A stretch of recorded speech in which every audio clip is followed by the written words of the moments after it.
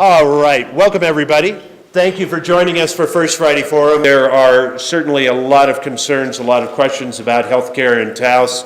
We're going to leave plenty of time at the end of the program to have questions and be able to talk a little bit about what are some of the specific concerns from the business community, from Holy Cross Hospital, and see if we can get all those questions answered. Andrew Black is from Senator Bigeman's office, and we want to not only hear what he has to say, but then have some questions prepared so that anything that you have questions on in your mind, kind of have that prepared so that after his remarks we can have a little lively discussion here. Here is Andrew Black.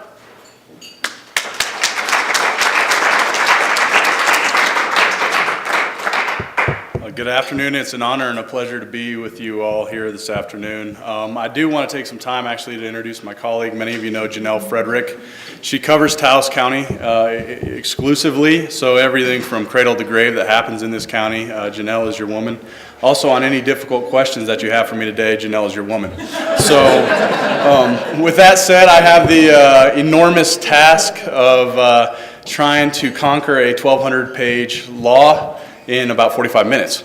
So I will kind of move forward with that task. But I think it's really important for me to give you just a touch about my background, and I think that'll also speak a lot to how I see this law with regard to the importance of understanding this within community, understanding this within a broader moral picture. My background is I'm actually an ordained Presbyterian minister and also a lawyer.